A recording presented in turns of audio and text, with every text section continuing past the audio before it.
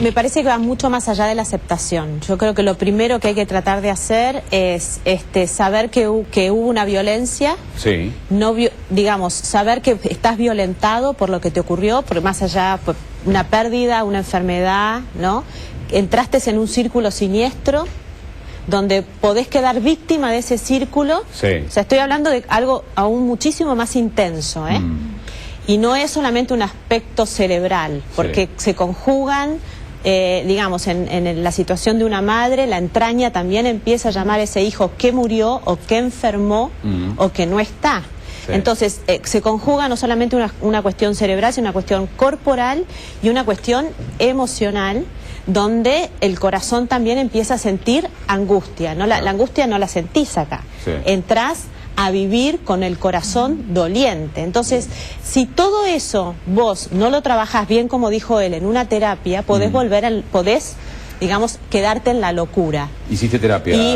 Y sigo. Ajá. O sea, para poder aportarle salud a mi camino y al camino de mis hijos, tengo que trabajar en mí. ¿Recurriste a medicamentos, antidepresivos? Nada.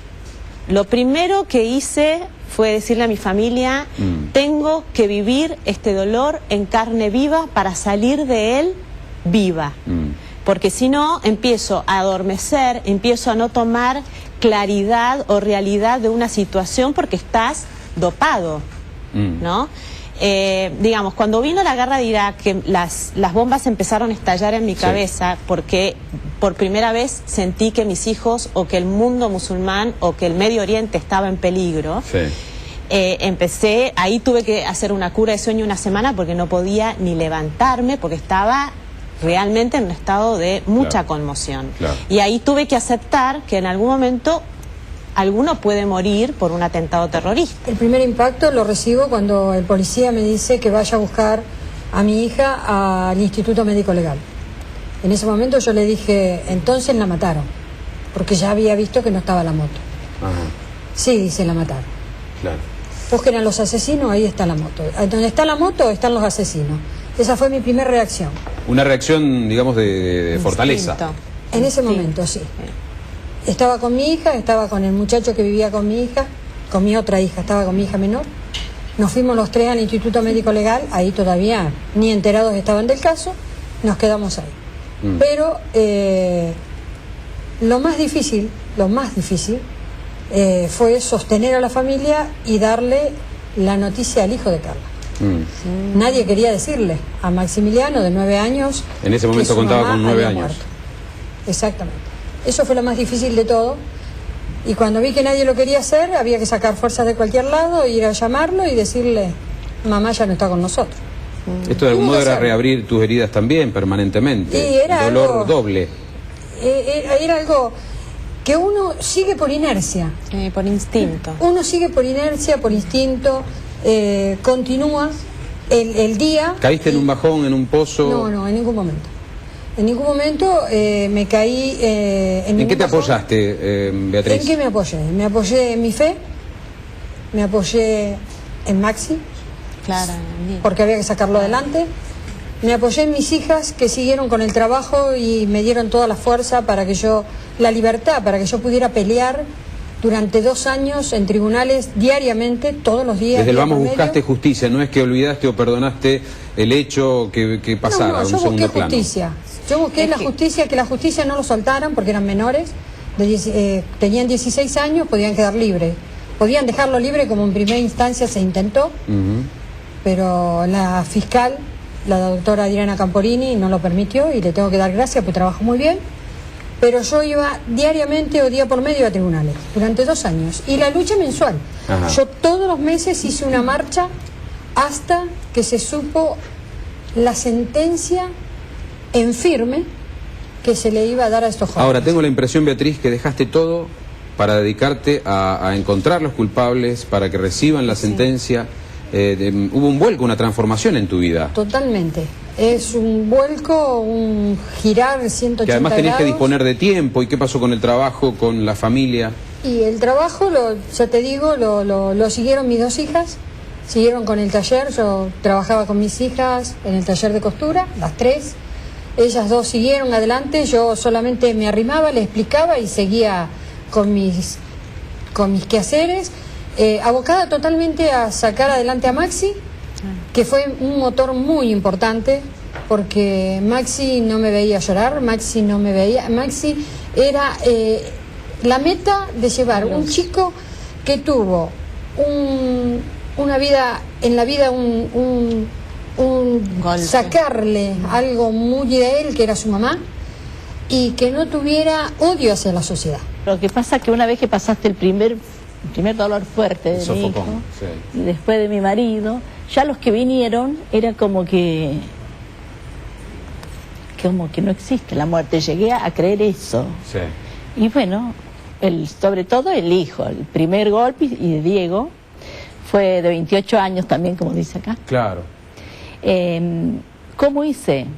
En el primer momento ni te das cuenta qué noticias te están dando. Ajá. ¿Cómo será que yo abracé a mis otros 3 hijos y yo vi una sombra pasar sobre nosotros? Los abracé y les dije, agachémonos. Y pasó una sombra marrón. Yo la vi y desde ese momento me di cuenta que algo había, que Diego estaba. ¿La cercanía la sentiste? Diego estaba, y después lo soñaba y yo lo veía, una imaginación tengo yo superlativa. Lo veía con alas, buscaba, y todo eso hizo que yo a Diego lo trajera a la vida. De otra manera, sin su cuerpo, sino con el corazón, con la energía, que él era pura energía, como somos todos. Sí. Yo ya venía trabajando sobre la energía, me gusta, me encanta. Norma, y esa pérdida inicial, ese desgarrador momento, ¿cómo seguiste adelante en las cosas diarias? Bueno, de entrada, por supuesto, que hace de cuenta, sí, que te abren una puerta y ves el vacío. ¿Qué haces? Sí, sí. O te tirás o cerrás la puerta y pegás la vuelta. Sí. Porque tengo toda una familia, yo, que me quiero mucho y aprendí a quererme. Y lloré, ya te digo, un año entero, pero en ese año yo fui de vacaciones, yo iba a las fiestas, a la mitad de la fiesta o a la hora ya me tenía que ir, pero nunca dejé nada. Ajá. A todas las cosas fui. Ajá. Aunque me desarmara. ¿Quién me dijo eso? No sé. Yo iba, después fui de un psicólogo y estoy yendo, pero sí, más de todo a reírme. Claro. Te digo que nos reímos y ya hablamos de cualquier cosa, pero... 2 nietos, un nene y una nena. Sí. Todo empezó, bueno, cuando mi hijo se separa, se va a España.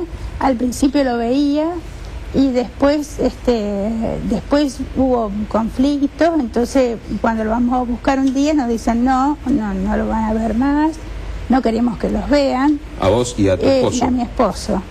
Y bueno, entonces empezó una lucha también para lograr un... Ahora, ¿qué pasó contigo, María Eugenia, con tu marido cuando reciben esta negativa? No lo van a poder ver más, no se los queremos mostrar ni que estén con ellos. Fue también un shock porque no sabía que podían pasar estas cosas, o sea, no me imaginaba que podía pasar eso.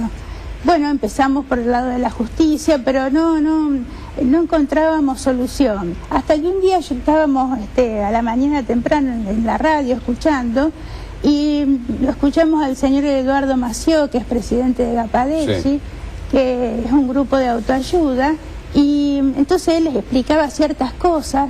Y yo le digo, Alberto, mira, a nosotros nos está pasando lo que este señor dice, ¿por qué no vamos a hablar con él, a ver cómo nos puede ayudar? Porque estábamos tan desorientados, estábamos desubicados que uno no sabe qué hacer. ¿Qué significado tienen los nietos? Porque alguien puede pensar, pero ya están hechos, toda una vida, pasaron los hijos, los nietos... Los nietos es algo importantísimo, porque es una prolongación de la vida de uno. Ajá. Es algo muy importante, casi se los quiere más que a los hijos. Ajá. Es una cosa importantísima. ¿Volviste a través de estos trámites, a través de este grupo, a tener contacto con tus nietos? Logramos tener contacto. ¿Y qué pasó con esa relación? Y bueno, era un contacto dentro de todo lindo, pero siempre había una angustia porque no sabíamos qué iba a pasar cada vez que los íbamos a buscar, siempre había un conflicto, o sea, es difícil cuando... Chicos a los que se les sometía a una presión. A una presión. ¿Contra vos y contra tu marido?